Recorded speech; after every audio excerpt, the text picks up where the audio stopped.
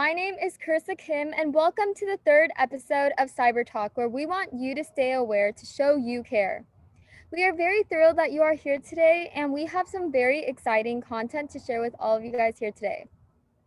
Our topic of the day will be on cybersecurity competitions, along with our special guest, Mr. Werner. Just a quick reminder, we are live every other Tuesdays at 8 p.m. EST or 5 p.m. PST. Make sure to follow our social media and website at www.k12cybertalk.org to follow for more updates and resource links. Today will be an exciting show because we will have special prizes for your participation, so make sure to answer the questions we have prepared to win a free prize.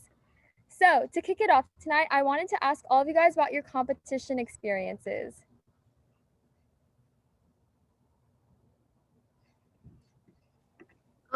Thanks, Krista. As some of you may know, we already started round 1 of Cyberpatriot, which has been really fun. And I think doing it online and at home kind of makes people learn more about virtualization and how virtual machines work. Because I don't know how it is for other people, but for us, it's usually already set up for us at our schools. So I thought that was really fun. And I'm kind of really proud of my club members because they were able to adapt to like this new online format, especially the newer ones. And I think this just shows how for future online competitions, we can do stuff online if we can't be together. Yeah, cool. So speaking of round 1, so this year was my 4th year competing in Cyberpatriot. So I didn't really have a hard time with the packet tracer. I was able to get done with Cisco in like 40 minutes. But the problem is I forgot to turn in the packet tracer and I ended up getting 0 points. So I'm really impressed that your club members were able to turn it in, even though I've been doing it for 3 years. But that's still impressive. So I guess it's like you can never be too careful, always double check. But yeah, that's pretty much my experience. I had a fun time. Mr. Stubblefield knows because I emailed him the night the scores came out. I'm like, why do I have 10 points on the scoreboard? But yeah, it was a pretty interesting time, and I'm going to be very careful next time. I think along with that, being careful. So like our team, when we were going through it, we went through it fine. And then we decided to restart the machine because something happened. But then we forgot, so we basically finished and we were stuck at this last vulnerability. But we spent so much time trying to solve that last vulnerability, but we ended up realizing that it was a vulnerability that we already did and we just forgot to implement from our previous image. So I think it just goes to show how, even though it's a different system, that you have to be more careful and definitely check your stuff. Yeah, like everyone else, I think my team also had a lot of ups and downs with round 1. For one thing, one of my team members, their Wi-Fi went out, so they couldn't compete at all, and someone had to take over for them. Thankfully, it went well, but I think in the future, these problems might come up as well, and we have to figure out how to deal with them. So. I mean, it's great that it worked out for you at the end, Anna. I mean, getting your Wi-Fi blown out, it's tough, especially during the 6-hour competition. But for my round 1, it actually went pretty smooth. But like the one thing that happened was we were just competing, and then my Linux personnel, I let him take over the image because he was new. So I was like, you might as well start out with the basics. So, and he gained his first point, and then he just screamed, and I was like, why are you screaming? He's like, I gained my first point. And then like that just gave me, because I'd been competing, this is my 4th year competing, so it just brought me back to like my first round and how happy I was when I gained my first point.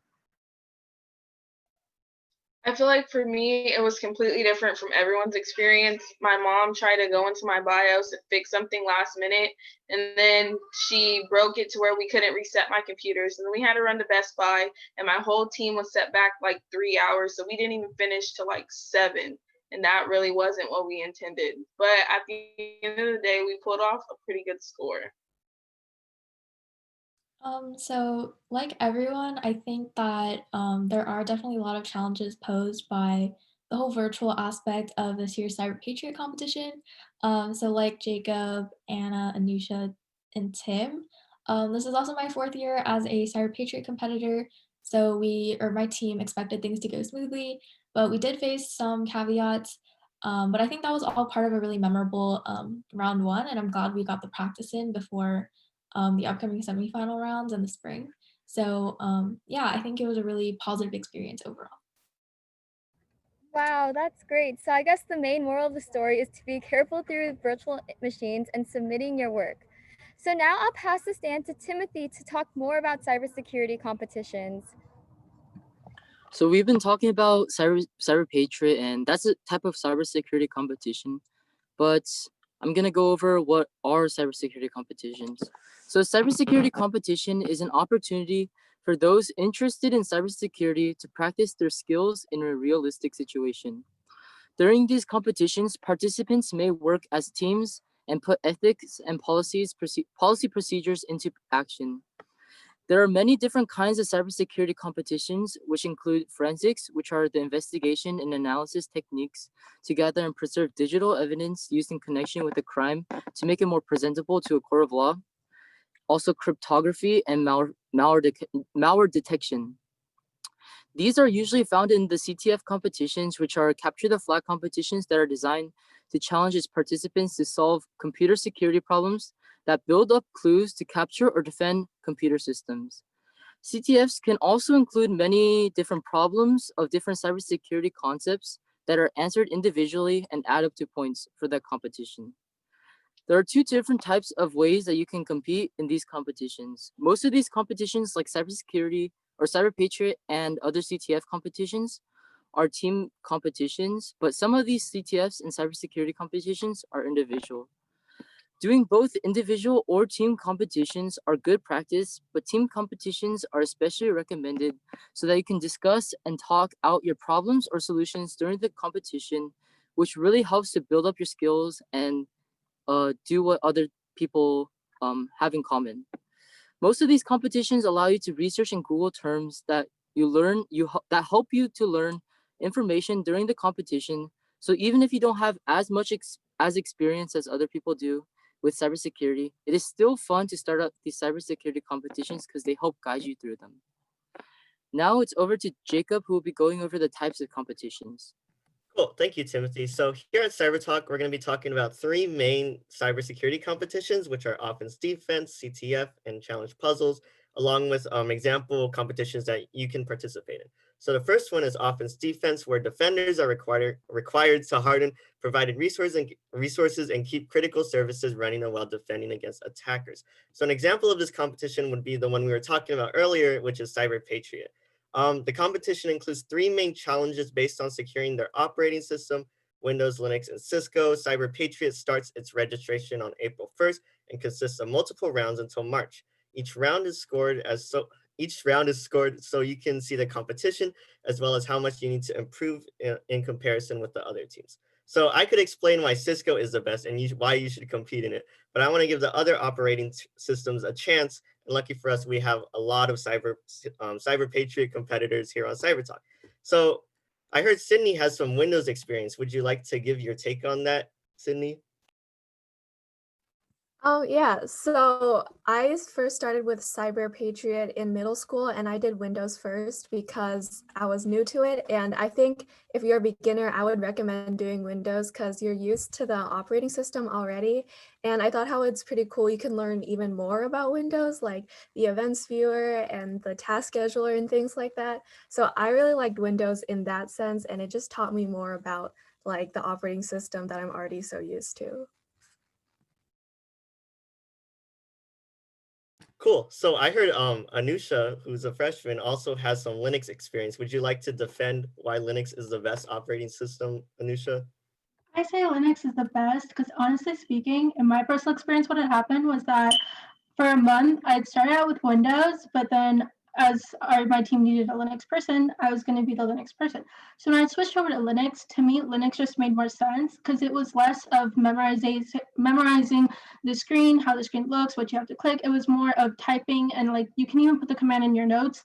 And you don't have to remember the command because your notes you can still use in the competition. So that was a more convenient part of it.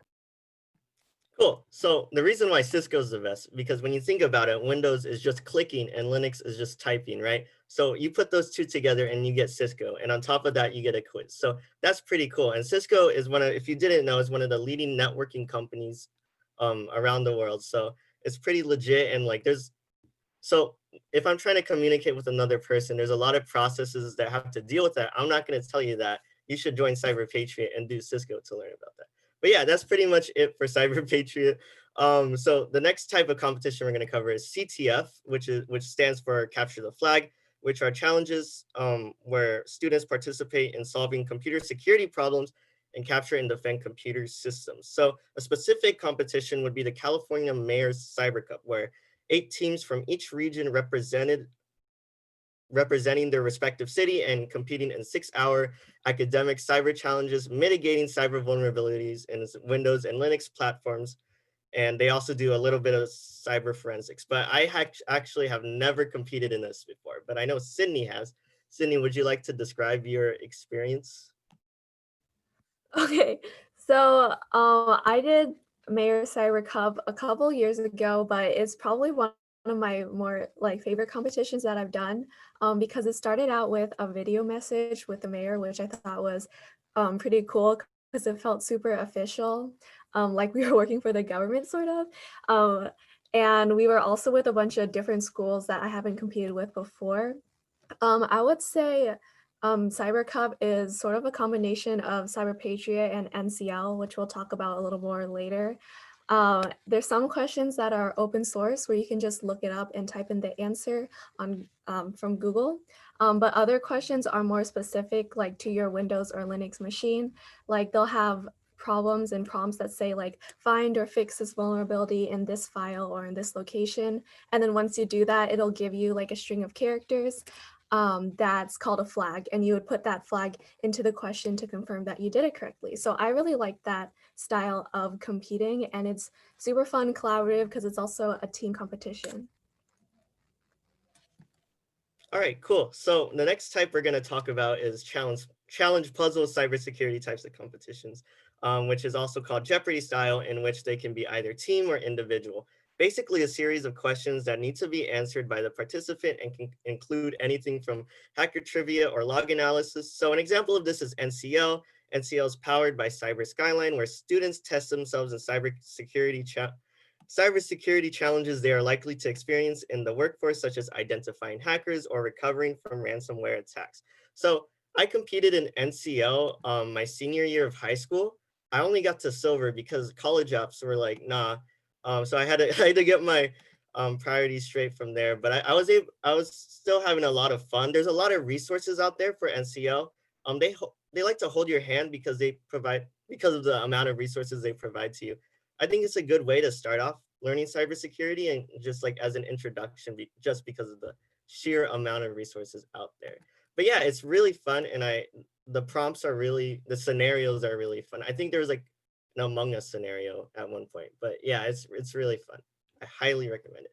So now I'm gonna hand it over to Anusha, who will be discussing the benefits of computing. Thank you for that wonderful information, Jacob. I wish I had all of that information when I first started competing. It would have made my competing life much, much easier. But some benefits of competing would be that participating in any cybersecurity competition is a great way to sharpen your skills and also allows you to perform well in the real world outside when either you're in school, college, or you're applying for a job. It just helps in that sense, because there's the rising threats of cyber attacks, and it's not only just nationwide, it's worldwide. So knowing these skills, you might be able to do something about that. But then another benefit would also be is making friends, because personally, I just recently moved out there. I didn't know that many people, but then when I joined cybersecurity and I joined the club, it just made it easier because I met people that had similar interests as me. I was able to communicate that with them. And I'm pretty sure Timothy, Sydney, and Jacob, you guys all have some experience with that. Would you like to give some input in that?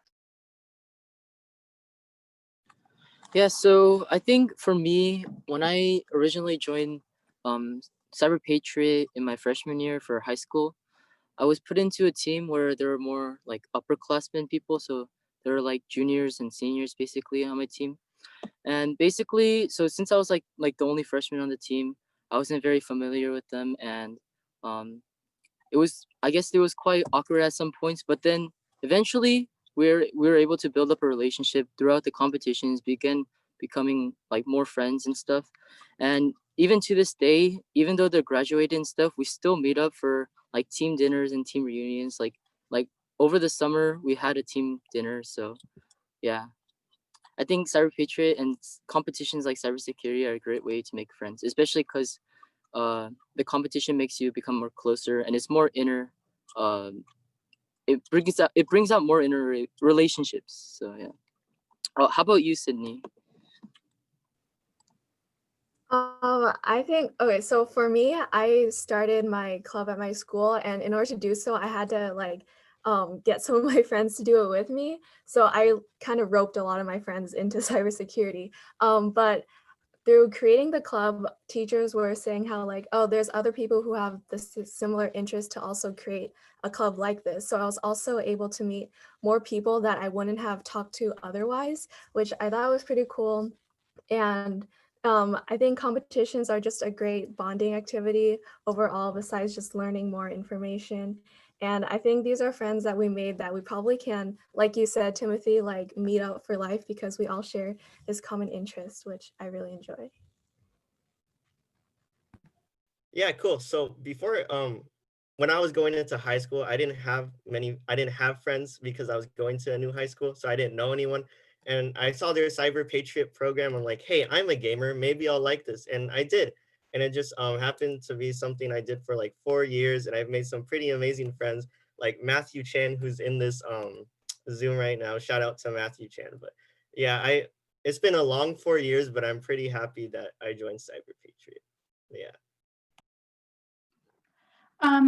Something else would be that if you're applying for colleges or jobs, you can use competition experience to apply because any job that you might be going out for uses these skills. Like, because we're surrounded by technology nowadays, every single job will involve some sort of technology. You can also gain prizes depending upon your placing. For example, you can gain scholarship money. And lastly, also learns core skills such as time management because you need to manage your time in those 6 hours. At first, you're probably going to think, oh my God, 6 hours are so long. But when you actually get on that computer and you start competing, you're like, no, this is not enough time. It's a time crunch for you. And also, it teaches you how to work under pressure. Like, you're in the last 10 minutes and you still have one more vulnerability to find. It'll teach you how to do that.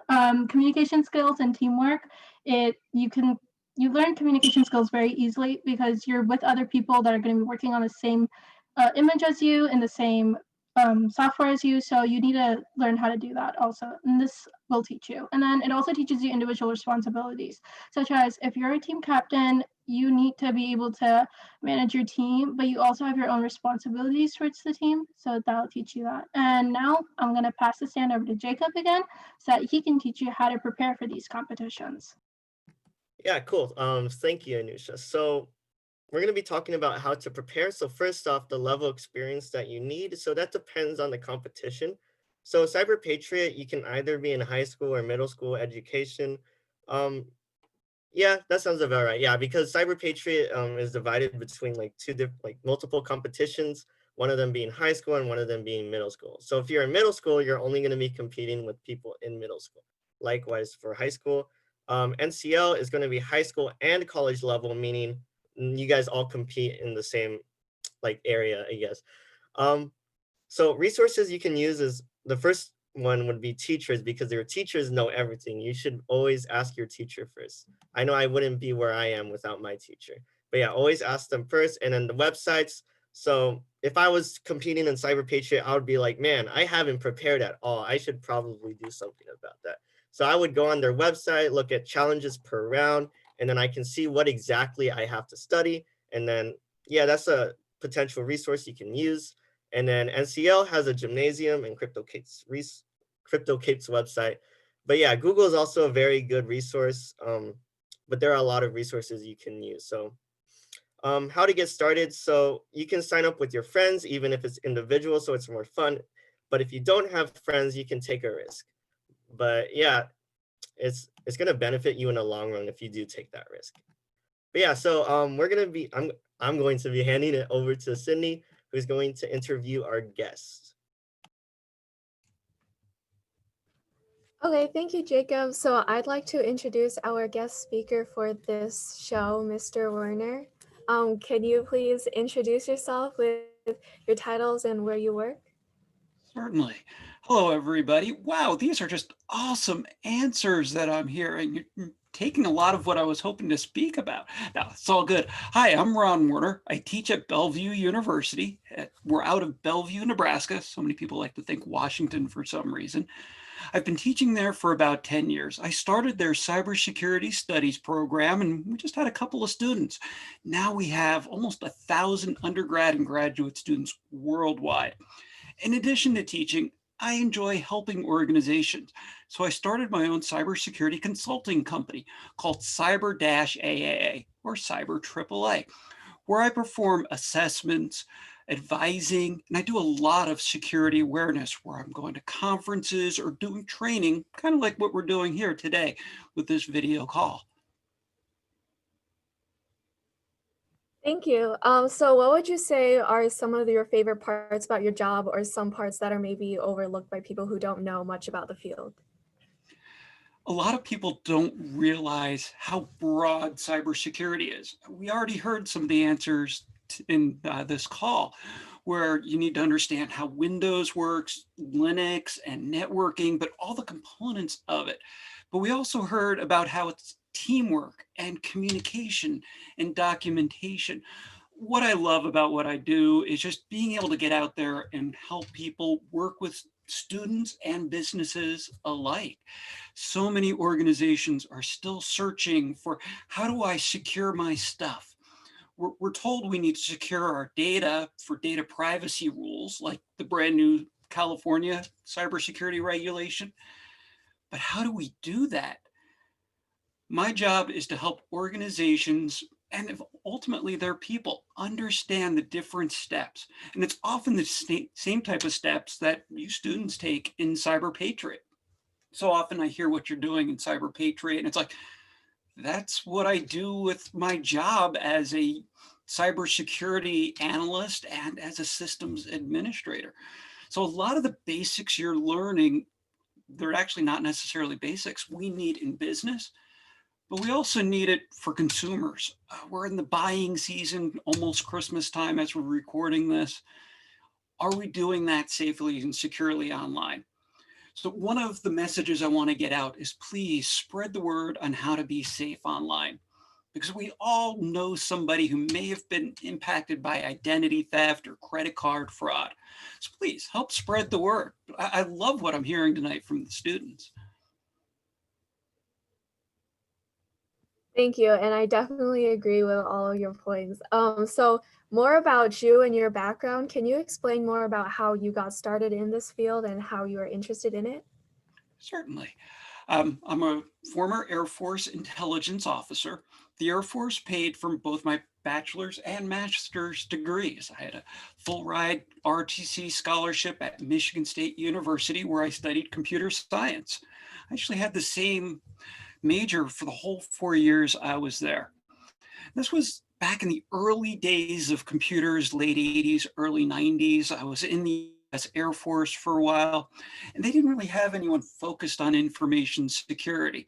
But if you combine what I did with the military, being an intelligence officer where you're taking data and you're making it actionable into intelligence and working with threats, and how do we secure our most confidential military secrets, you combine that with computers, naturally led me into the early days, and somewhat early in the mid 1990s. When I got out of the military, I was a Unix systems administrator, but to protect my stuff, I didn't want anyone else getting on my Unix systems. I had to learn how to secure it. And this was before there were a lot of books. They didn't have YouTube videos back then. So I had to teach myself a lot of the security background, a lot of what you're doing as part of the Cyber Patriot competition.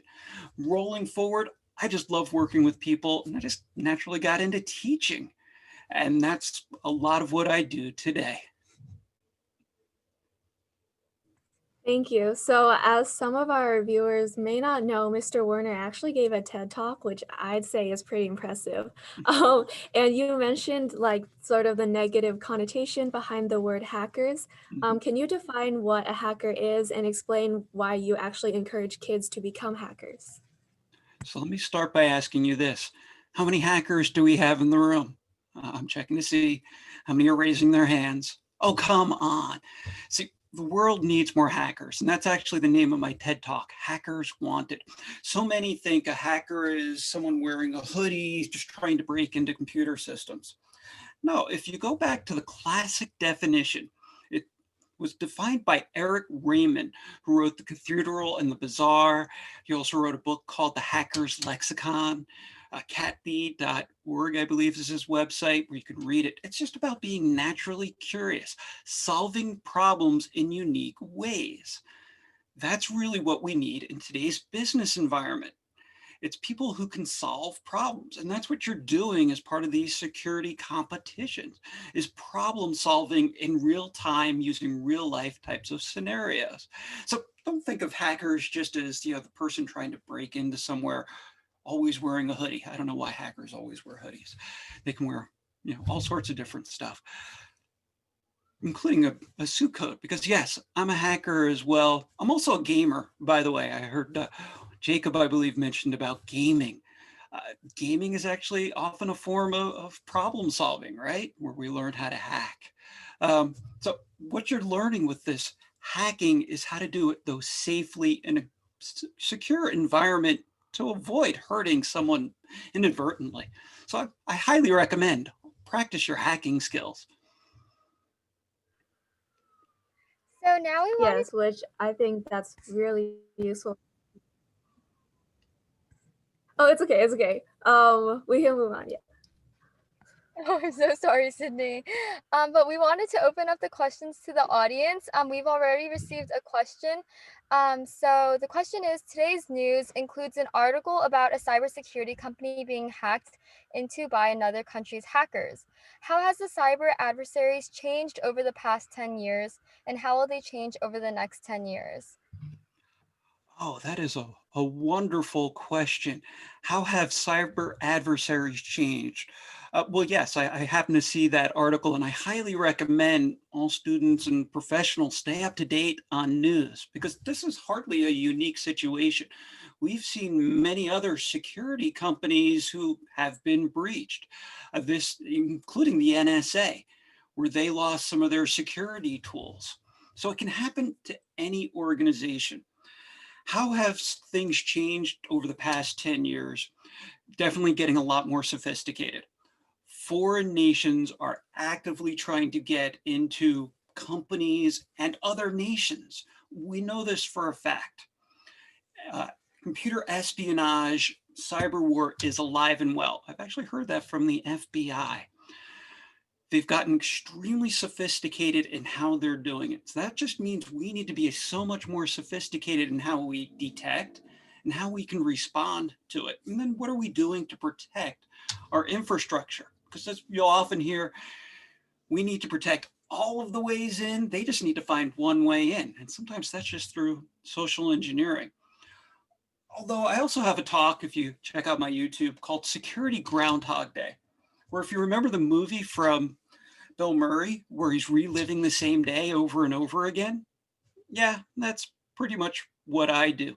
A lot of what I do as a security professional is what I've been doing for the last 20 years. It's setting policies, both creating the corporate policies and setting policies on the computers, securing access control, turning on auditing and logging, establishing incident response. Has not changed. I'm hoping that over the next 10 years, more companies are proactive with their security and data privacy, hopefully to put me out of a job. And I'm sure all of the students on this call, though, you will be well employed for the next 50 years, because the environment is always changing. Computers are getting smaller to where we're wearing them now, just pointing to my iWatch. So it requires us to be actively learning. So I encourage all students and professionals actively learn, stay up to date on what's happening in your world. Wow, that's a great answer. Mr. Werner, do you want to ask your special question for the audience? Also, remember, if you answer the question correctly, you will receive a free prize. Awesome. Yes. Did you want to provide the directions on how they need to answer? Are we just going to do it? They answer in chat? Yes, whoever is the first person to answer it via the chat, they automatically win. Awesome. Okay, so this is going to test your Google skills. So get your fingers ready. Most major operating systems are based on Unix. The Unix operating system actually developed around 1970 timeframe. Where was Unix developed? A couple of hints. One, it's the same place where the transistor was developed. And for extra added bonus, so I'm just looking for the name of the organization where it was, but for extra added bonus, can you provide me the address where it was created? Let me see how many people, because I see numerous folks came up with Bell Labs. So it used to be AT&T, the phone company, their laboratory. Now it's Nokia Labs. So that's another hint. So Bell Labs research, yep, 1970s. Oh, I'm sorry, everyone. If you could actually post the questions and your contact information at this email address. Here, I'll post the email. And then we'll contact you there, and then we'll send the free prize. There you go. And then we received one more final question, Mr. Werner, from the audience. And it was, is there one or two companies who are non-tech who have great security programs? Oh, what is... So yes, there are numerous companies out there, mostly the banks that are not specializing in cybersecurity, but the credit bureaus like TransUnion, Experian, etc., which have developed very robust security programs. A lot of the organizations who have to focus on data privacy as well. You'll find a lot of the large organizations, even like the Amazon and Walmart.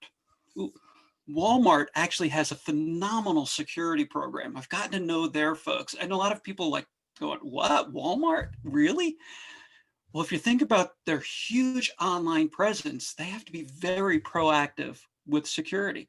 So when you're looking at careers, don't think, well, I have to be hired into a tech company. Because as was mentioned earlier, tech is all around us. And we need the technicians, the cybersecurity professionals, systems administrators, all types of organizations. Great questions. And we have one more question. Someone asked, does the profession or job ever get boring sometimes? Yes. When you're going through log files. So I know on TV, people are like, ooh, hacking. And you see like Wireshark or Nmap and going, oh, that's exciting. No, if you're doing a pen test, it can be highly boring because you're sitting there waiting for your scripts to run, waiting to get results. And it's sometimes like finding a needle in a haystack. So one of the top skills to be a good penetration tester and data forensics analyst is actually just patience and tenacity, not giving up easily, just like a Cyberpatriot competition. Oh, by the way, when you've hit that plateau and it's like, I'm not finding anything, keep digging, keep looking, because it's probably something there once you dig far enough. But you find where you can have fun with the job. And again, it's often with the people. Awesome questions. I think that concludes the end. Thank you so much, Mr. Werner, for coming here onto the show. We were very excited that you were here today. Also, just a quick side note, if you guys haven't already, please make sure to post your answer to Mr. Werner's question at info@k12cybertalk.org via email. And unfortunately, we're reaching towards the end of the show, but we hope you enjoyed it. Our next show will be 2 weeks from tonight on Tuesday, December 22nd, 8 p.m. EST and 5 p.m. PST. And we'll be hearing from educators and mentors to discuss more options to involve students in cybersecurity. Also, to keep up with more information, visit www.k12cybertalk.org. Once again, thank you so much for watching, and we hope to catch you next time. Stay cyber safe and have a great evening, everyone. We'll post the recordings on YouTube later this week. Bye!